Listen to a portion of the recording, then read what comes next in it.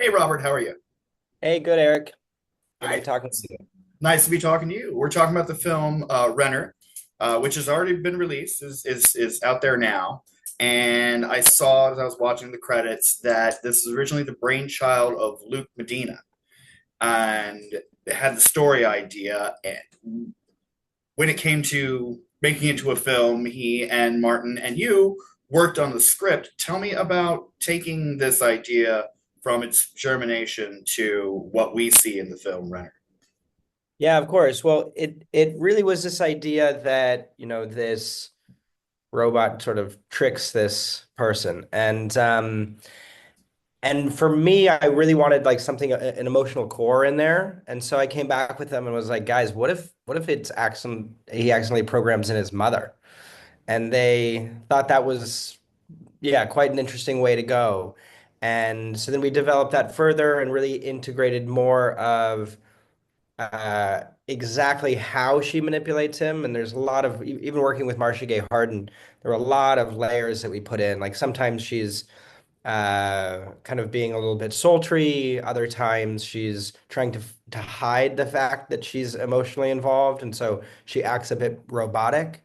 But really it was yeah, bring that emotional core, which then sort of radiated into some of the other sequences where Frankie Muniz is kind of losing it.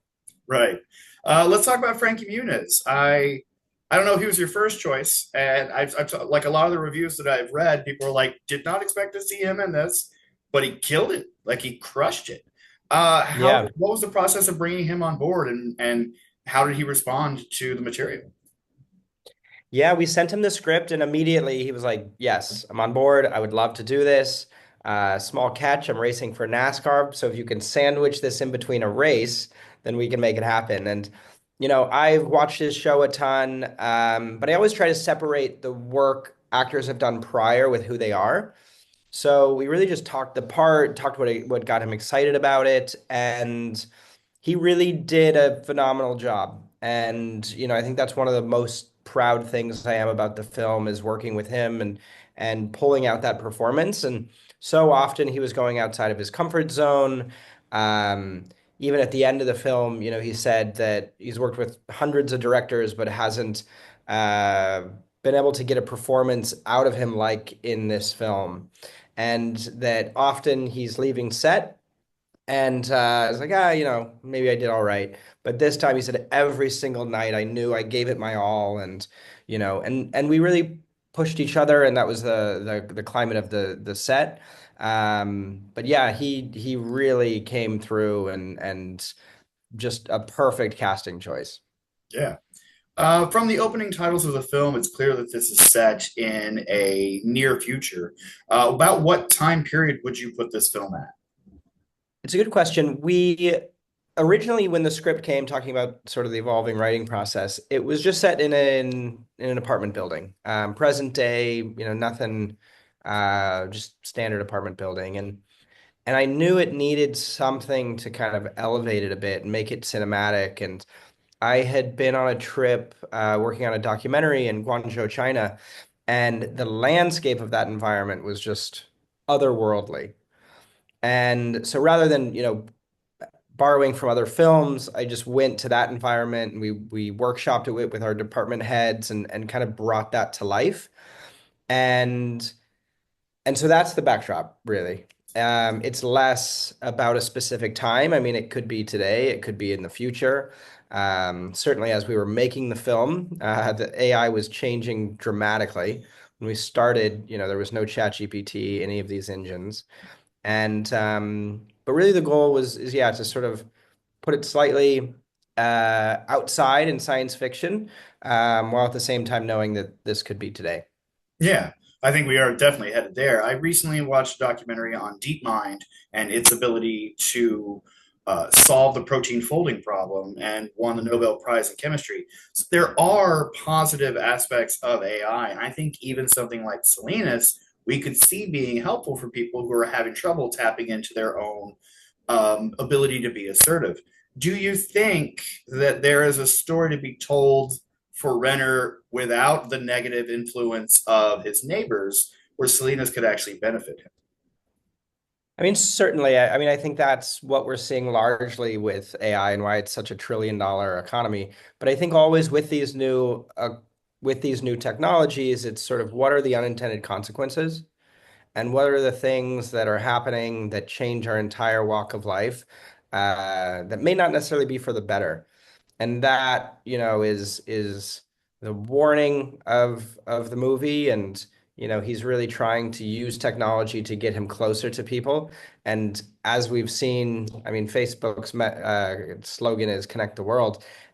And across every study out there, people are more depressed, more detached.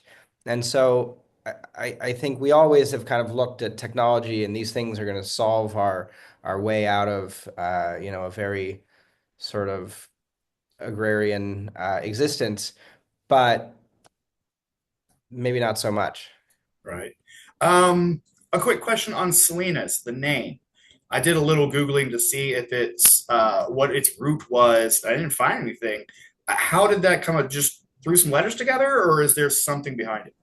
Yeah, I'm happy you're asking this. No, nobody's asked this yet, and it is very specific. It's uh, Salinas, the philosopher, the Greek philosopher, and really quite a sort of nihilistic worldview. Basically, has a quote that if when you're born, the best thing is just to do your duties, and but alternatively, then the best thing is to sort of die a quick death. That really existence is to sort of be pushed away from. Yeah. And we felt that sort of hopelessness was the inside and sort of kernel of Renner, and that he was gravitating toward these sort of dark and dismal worldviews, and that he might, yeah, in turn name his AI after Selinus.